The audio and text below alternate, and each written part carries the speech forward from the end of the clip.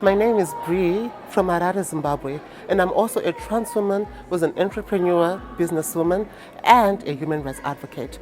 I'm representing the group Economic Rollbacks, and the major outcomes from our group were that COVID-19 definitely intensified the hardships the LGBTIQ community have been facing. A lot of us were retrenched from our jobs, and it became even more difficult for those who are entrepreneurs to do business because of the lockdown. However, we have to think of opportunities.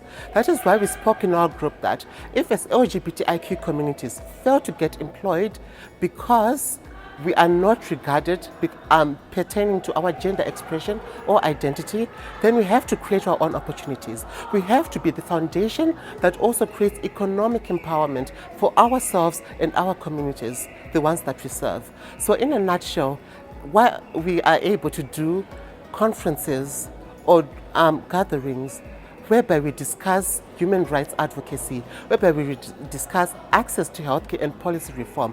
Why not discuss access to business hubs, access to improving economic livelihoods of the marginalized or often thought of as vulnerable LGBTIQ communities? My name is Nosana Sondiazi. From our dialogue group discussion, advocacy rollbacks, advocacy policy rollbacks, what I can remember that stick in my mind were points that included when we were asked the question, who are the gatekeepers when it comes to advocacy? And politicians are the gatekeepers, definitely. How do we access them? There was a comment that was made that we, as the queer community, need to enter political spaces and not rely on politicians to speak on behalf of us. But then another point was that even in political spaces, queer community members operating in political spaces won't come out to be queer. They would rather exclude that fact and therefore not be fully representational for LGBTI issues. And then the current problems when it comes to policy requirements during lockdown especially were that sex workers particularly were becoming homeless. A lot of us are homeless in this time because our homes with our families are not safe spaces, as well as the need to see where can we access things like testosterone and hormone therapy in times of lack of access to anything. My name is Nelly Tobecha. I'm a trans and gender diverse rights activist from Botswana. I'm coming from the group organizing Rollbacks. 3 key theme areas we were able to pick were accountability in realizing that we built a movement for the longest time and we haven't really realized how then we are going to sustain the growth and the evolution of the movement and sustain the transformation that the movement is realizing in the generational gaps from our elder LGBTI human rights activists and the gaps from those who are coming up now to say, how then do we mentor and sustain the movement? Also realize. My name is Roger Pili. I'm representing Malawi. The key outcomes of our discussion yesterday, we were looking at the problems that were unearthed through the COVID pandemic, that most people lost their jobs, and that culminated into people going through mental health issues, and also we lost some people through suicide and all that, because most of the organizations that are doing work that is to do with LGBTI people were not having funding.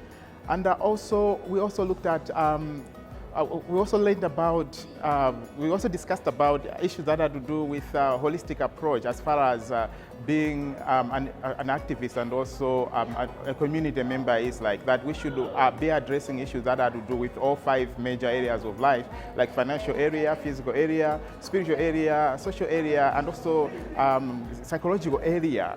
That we should not only look at major issues or drive our agendas as they are.